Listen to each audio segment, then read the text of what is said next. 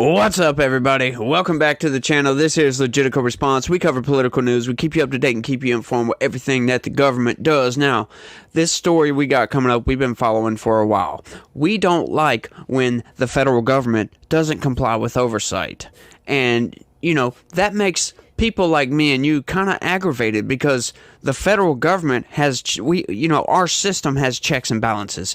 And if one of those institutions doesn't comply with the checks and balances, it throws everything out of whack. We no longer have a free society. We no longer have those checks and balances. Those checks and balances are very important for our government to operate in a free and fair way, to uphold democracy, if you will. And when the federal government doesn't comply with congressional oversight, we have a very, very big problem on our hand.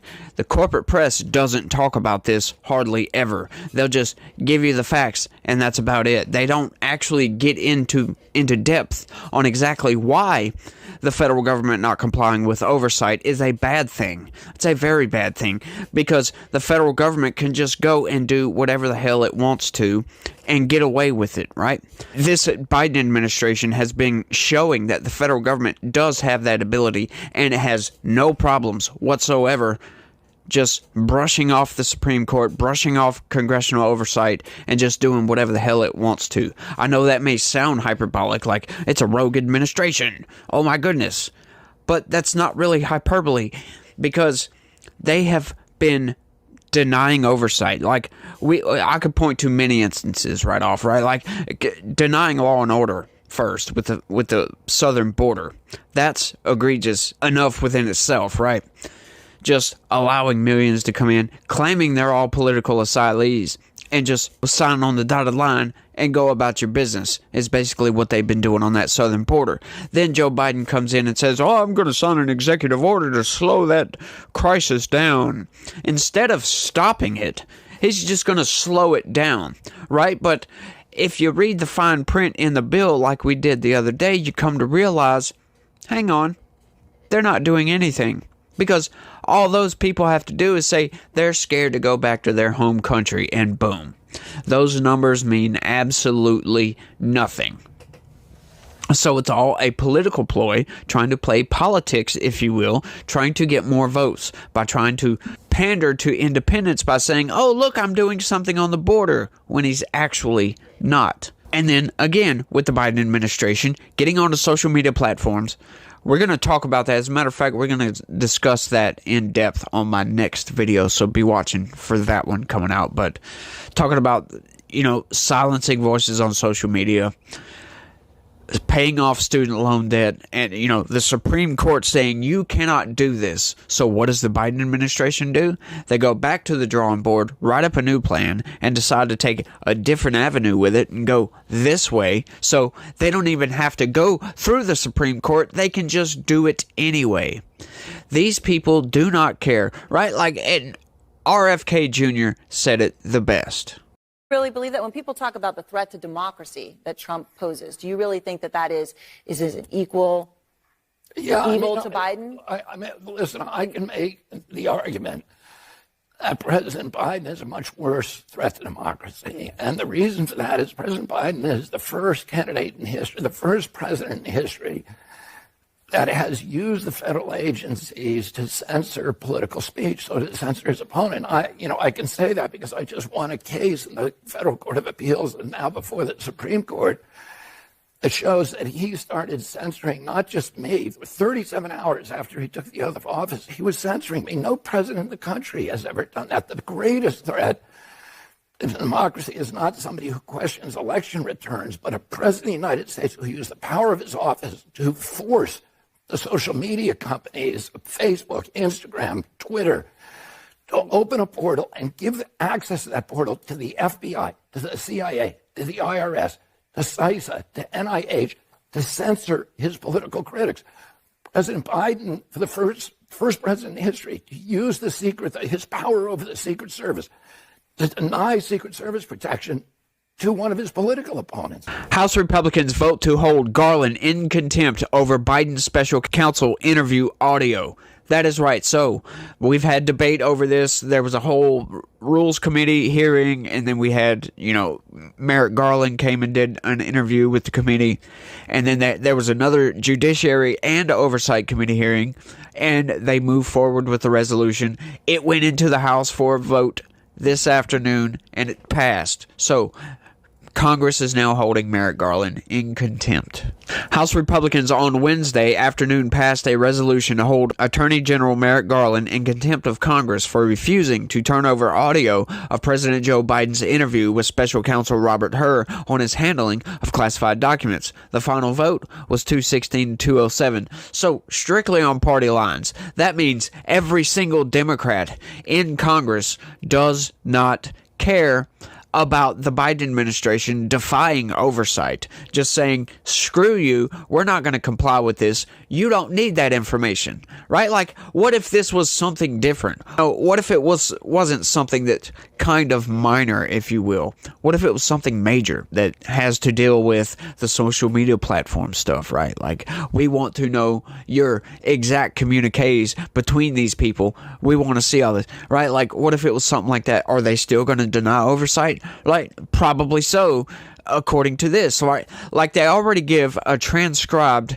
copy to the congressional members of this interview, and it was redacted, right? Like, what? Transcripts alone are not sufficient evidence of the state of the president's memory, especially since the executive branch has a history of changing transcripts.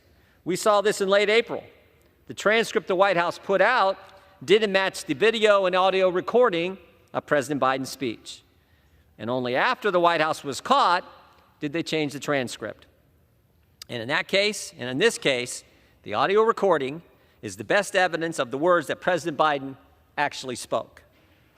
Following the release of Special Counsel Hur's report, both the Judiciary Committee and the Oversight Committees issued subpoenas requiring Attorney General Garland to turn over the transcripts of the audio recordings of Special Counsel Hur's interviews with President Biden and his ghostwriter.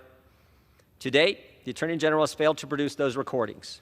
In fact, he told us last week he wasn't going to do it, and that is why we're here. Despite the committee's best efforts, the department has continued to withhold the audio recordings of those interviews without providing any constitutional or legal basis to do so. Just hours before the committee was set to meet and consider the contempt resolution, the department notified the committee that President Biden had asserted, at the Attorney General's urging, executive privilege over the audio recordings. It's simple. Attorney General Garland holds information vital to the committee's legislative oversight and the House impeachment inquiry. Remember, this body voted December 13th of last year to enter that phase of our oversight duty and impeachment inquiry. The department has a legal obligation to turn over the requested material. Attorney General Garland's willful refusal to constitutes contempt of Congress. This proving beyond a shadow of a doubt that the Biden administration does not care about law and order, does not care about oversight, does not care about our system, our three branches of government. It doesn't care about the other two, obviously, like we've covered several times on this channel. They just don't care at all. Sure, they might comply with this and they might comply with that. Why the hell not? But when it comes to something that could make them look bad, they don't care, right? They have a history, like you heard in that clip, of changing transcripts and getting called out on it. We covered that story a while back. Then they're going to give a redacted transcript of that interview. Now, once again, redacted transcript. These people do have security clearances, and they do have the ability to learn about any kind of classified documentation that might have some sort of security clearance issues, right? They can listen to that. They don't have to release that information, but they deserve to know. That is the people's government. If you want the people to have trust and faith that the government is working in good faith to better our lives, then you need to comply with the people's government, with Congress. That is our government. That's our voices that those congressmen and women voice on a daily basis. That's our voices. It's supposed to be. But the way this federal government is working, it is most certainly not. Now, Who's to say that they didn't change the transcript of the interview? There is significant reasoning behind wanting this audio recording, right? Not only is it the possibility that they changed the transcript, because they redacted some of it. Now, they claim that it was just repeat words like and I. You know how Biden does. He can't freaking speak.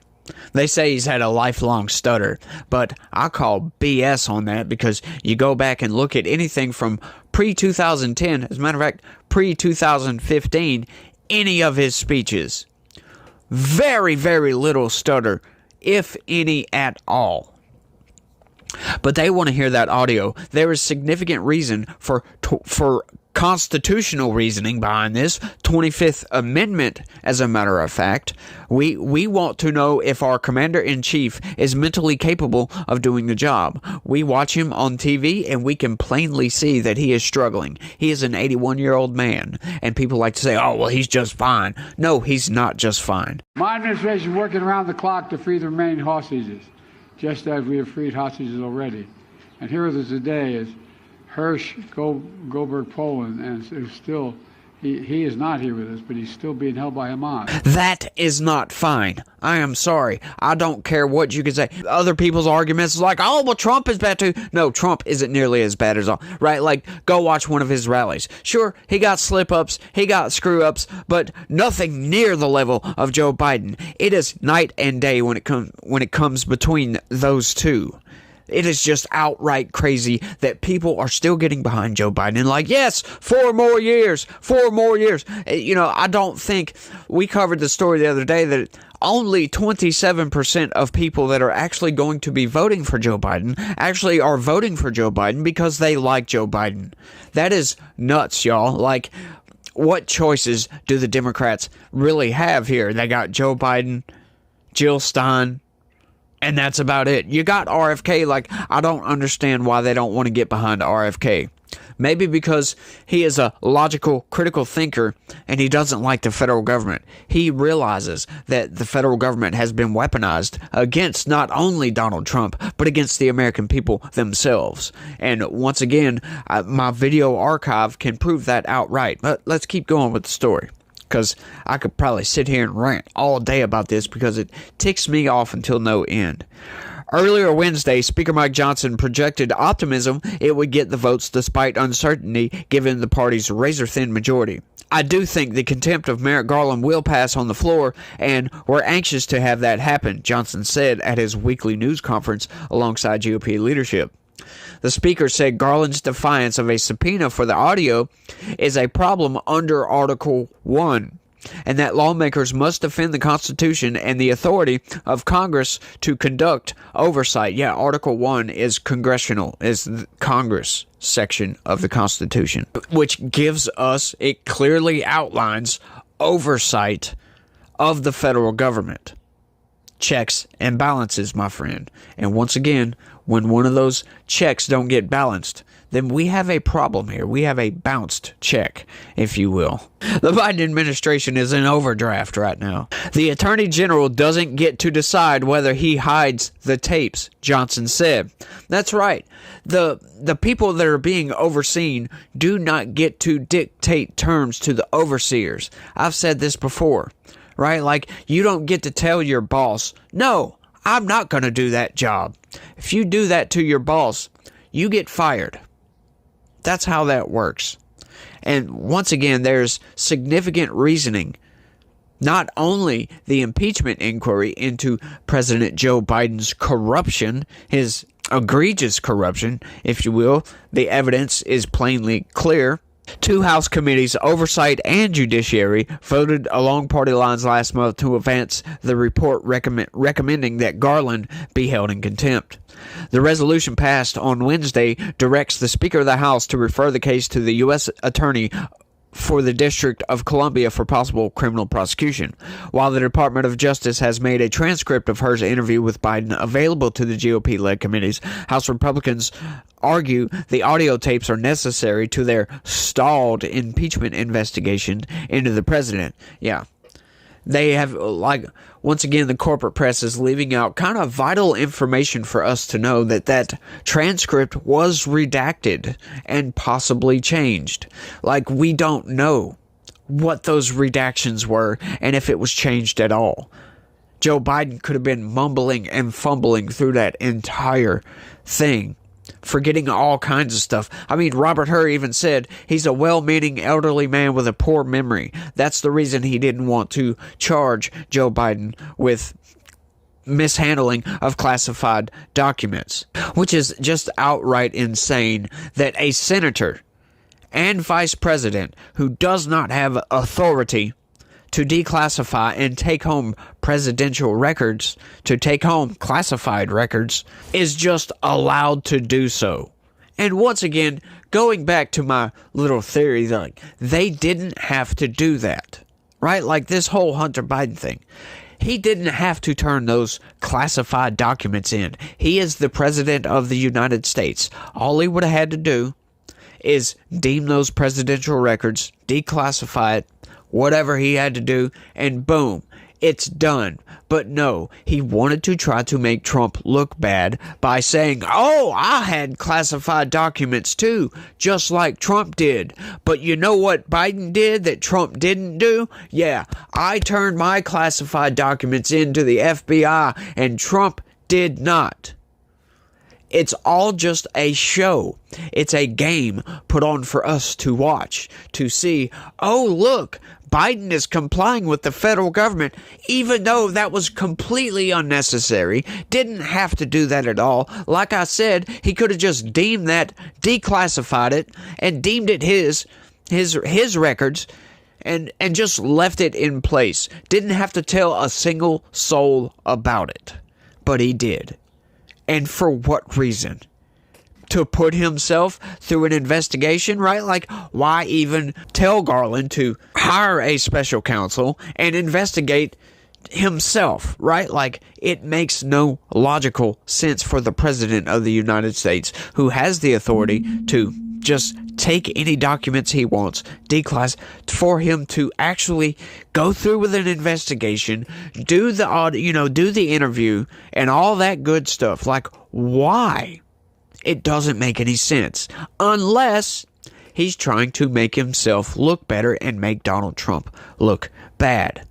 That is the only logical conclusion that I can come to. If you guys have any other conclusions as to why Joe Biden would do this, let me know down in the comment section, because I would love to be enlightened. I've thought about this at length, and there is no other reason I can think of for Joe Biden to actually go through with this.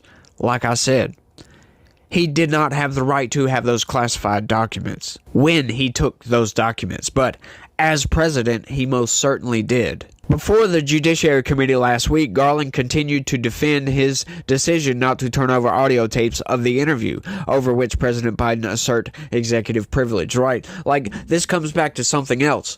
Why?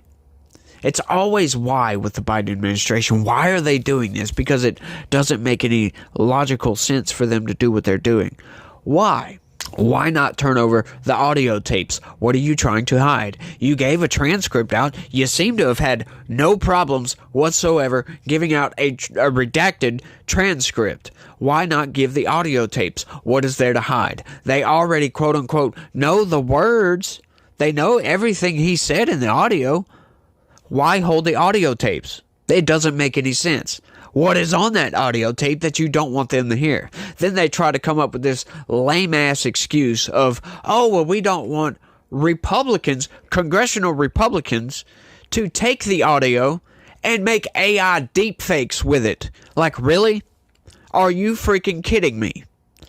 You know, anybody, a 10-year-old boy, could go and download an app, go to YouTube or whatever, take the State of the Union address, screen record it, take 30 seconds of that screen recording, upload it into that app, and make Joe Biden say anything he wanted to. A 10-year-old can do that with the hundreds, if not thousands, of hours of Joe Biden speaking publicly.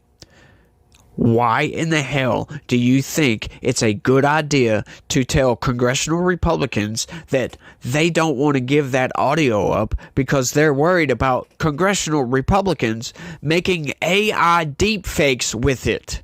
But it's not really a surprise they would come up with the dumbest excuse in the world as to why they are not complying with congressional oversight. These are the same people that had backdoor access to social media companies that were shutting down conservative and, in some cases, liberal voices, progressives, online because they didn't like their opinions. Yeah, and then they call it fighting mis and disinformation. It's social media. People give out their opinions. If you're too stupid to realize that not to take advice from some random idiot online, then you probably shouldn't be online. And it wasn't just about the mis and disinformation. They were shutting down people's opinions, okay? It wasn't just, like I said, it wasn't about just the mis and disinformation. Yeah, sure, whatever on that one. But when you shut down people's opinions, when you have people banned outright, that is where you're crossing a big line. That is major. You cannot do that as the federal government. The federal government has no right whatsoever. The founders of this country made the Constitution for a reason, and they put freedom of speech, which also is freedom of expression, as the First Amendment for a reason. The Attorney General said lawmakers don't have a legitimate purpose for seeking the tape. That doesn't matter, Merrick Garland. As a matter of fact, they've stated their legitimate purpose, right? They want to hear what Biden said. They have deep concerns, significant concerns over Biden's mental capabilities. We have a 25th Amendment. If Joe Biden has too poor of a memory to do an interview with an investigator, then he has too poor of a memory to have the nuclear codes and to make decisions that run this country. He is the leader of the free world, for God's sakes. If this dude forgets all kinds of stuff constantly and can't make quick decisions in an instant, make the right decision, then we could have major problems. And we have an amendment in the Constitution to protect us against that, from having brain-dead people running the fucking country. That is a legitimate reason within itself. But once again, Congress oversight does not have to have a legitimate reason for wanting to see your work. We want to know exactly what you're up to. We don't have to have a reason to want to know exactly what you're up to. That would defy the purpose of having an oversight body in the first place.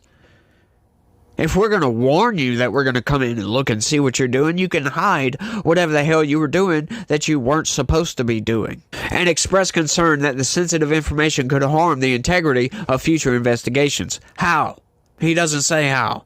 How could that harm the integrity of future investigations? Like, that investigation is complete. How does giving over the audio, just outright ridiculousness coming out of the Biden administration, right? Like, I wish to God that every single person that's going to vote for Joe Biden would watch this video. For God's sakes, please circulate this video around and show this to those people. The Biden administration does not care about the rule of law in this country, does not care about the person that you voted into office for Congress, does not care about the American citizen whatsoever. Otherwise, the Attorney General, he would not have put executive privilege on the audio tape. What are you trying to hide, Joe? See, that makes it even more suspicious, right? Like, if there's nothing there, then why not give up the audio tape?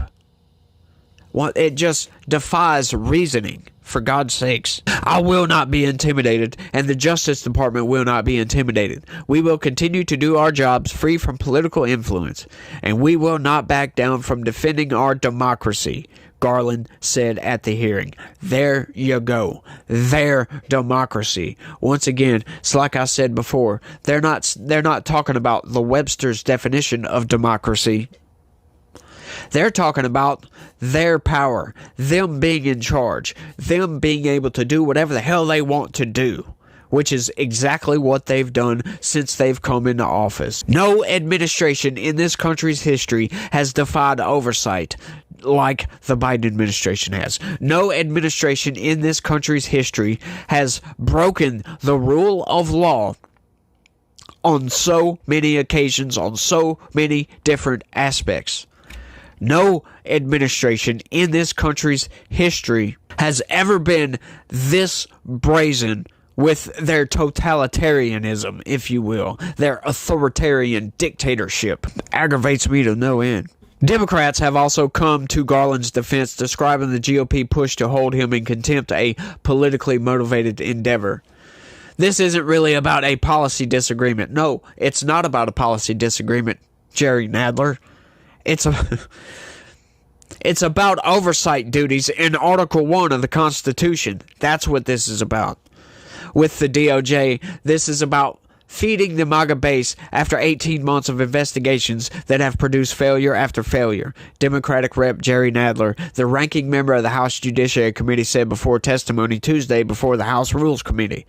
In the past, Congress has held cabinet officials in contempt of Congress for refusing to comply with a House subpoena, including Attorney General Bill Barr and Commerce Secretary Wilbur Ross in 2019, and then Attorney General Eric Holder in 2012.